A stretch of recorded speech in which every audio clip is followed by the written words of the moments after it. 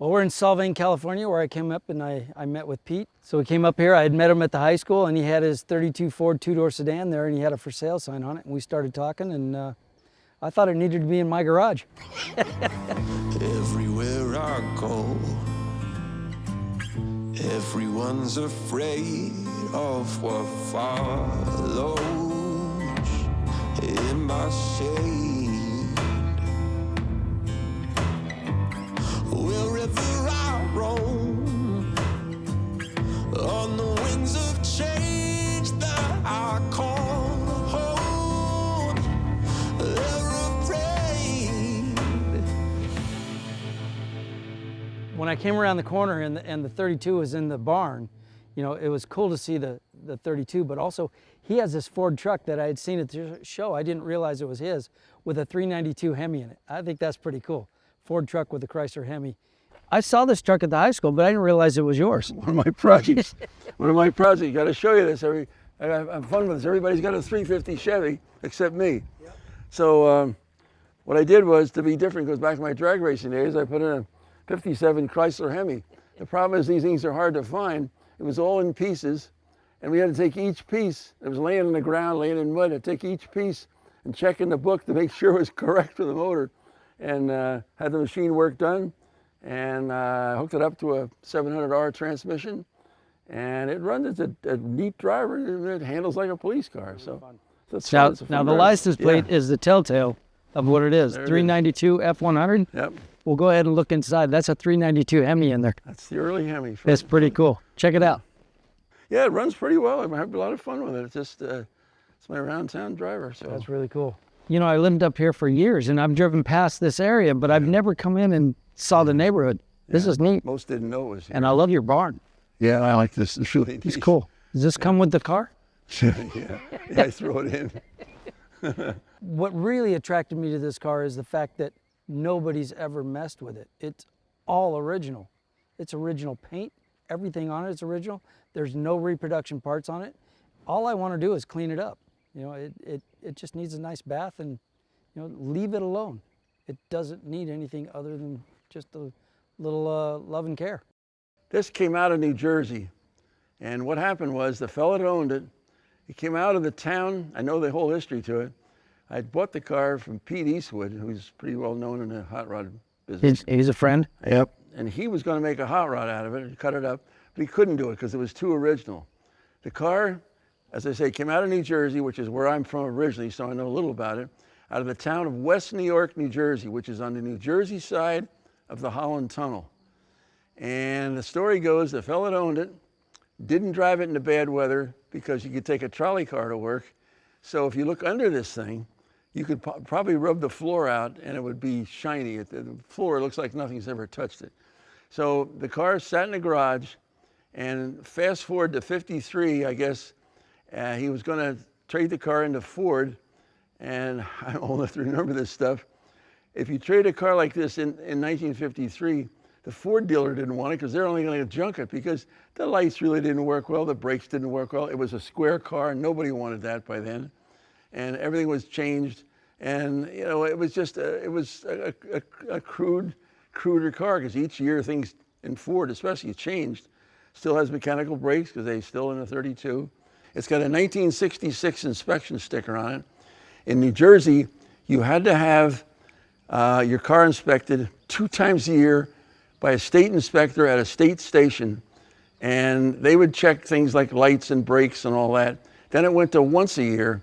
But I can remember my grandfather, this car has a cracked fender on the right side, and the fenders from the vibration would crack, and I can remember my grandfather putting a piece of metal over it exactly like that with a hand drill and getting ready for inspection because they wouldn't take past the car if it had a crack in the fender. Wow.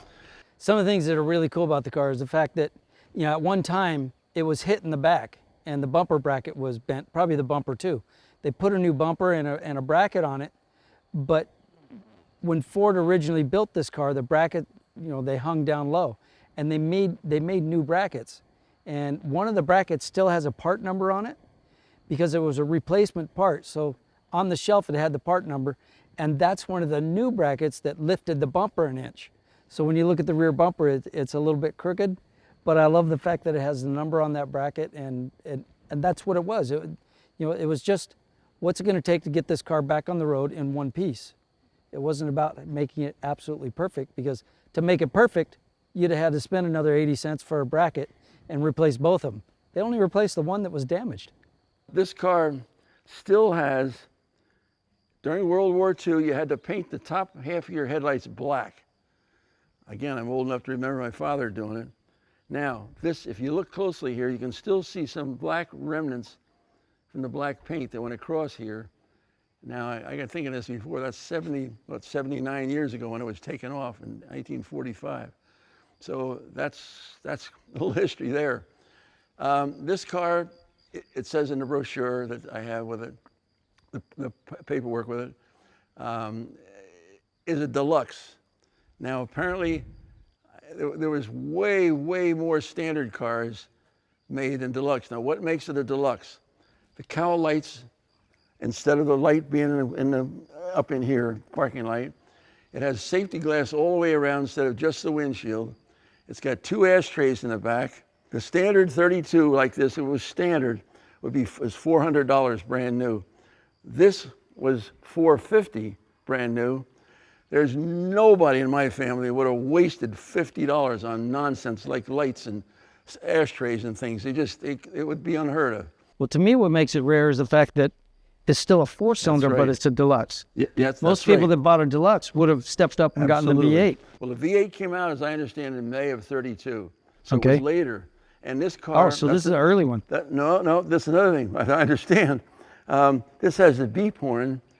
32 got rid of the Oga horn. Again, also, I understand, in May of '32. Also, in the 2 rear windows, the side glass windows, if you look real carefully, one of them, I think, or both, or one of them, has real tiny inscription on it saying the glass was made in July of '32. So interesting. It's still there. Now the tires, this is something my grandfather would have done. The tires, the serial number on the tire is in that book. And these tires were put on in '57, believe it or not. They're the same rubber tires since '57. I drive it around the valley here. So. Wow. Anyhow, How long have you had it? I try to figure before. I think 18 years. 18 years? Maybe 16, but I think 18. Cool. It's an original car. There's no question about it. All I plan to do is just clean it up. That's good. I want to leave it alone. Don't get it too clean. Uh-oh. I've washed it once. Yeah? I washed it once. You know, I came from a family, my father was not into cars, but, you know, he grew up with a Model T and all that. And being from New Jersey, I love to tell people this, he lived to 96. He never washed a car. He made her go to a car wash a couple times. Never washed a car. He said, "You've got to be nuts washing a car. It's going to rain in 3 days." That's what it's going to rain in 3 days. Why would you wash a car? Well, when I was a kid, when I washed my car, it rained that day. Yeah, right. Now hold the pedal down a little bit. That may be it.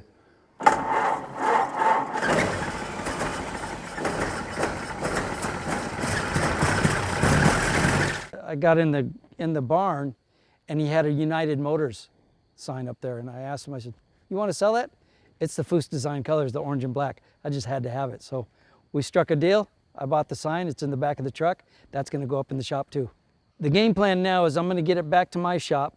I want to pull it off the trailer, and the first thing I'm probably going to do is I'll go through the carburetor. I'll put a new battery in it. Probably look and see if it needs new plugs. But just go through it and do a valve job. Pete says it needs a valve job.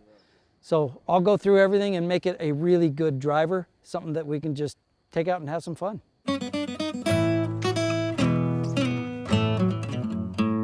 There's more pretty girls than one. There's more pretty girls than one. Any old town that I ramble all around in, there's more pretty girls than one. Mama talked to me last night. She gave me some good advice. Said I ought to quit this old rambling all around. Marry me a sweet loving wife. Yeah, that's a big exhaust pipe. Isn't that something? Isn't that something? It's like that big around. There's more pretty girls than one. So these things, they all turned into $10 cars. All that stuff. You know, we see us restored, the things that Chip has, the cars Chip has. Some of us all $10 or $20 cars, and a guy could, you know, when the dirt track stuff popped up on circle tracks, a guy could buy a $10 34 coupe and be racing it next weekend. Just cut everything to pieces, and there's nobody wanted them. Am I happy to hand off the car? No, I'm not. It's killing me to sell it, but I've got, you know, I'm up there in years, and something happens to me. I've got 2 daughters now, and they don't know a whole lot about cars, and I'm happy to see it going to somebody that knows what it is. There's more pretty girls than one. There's more pretty girls than one.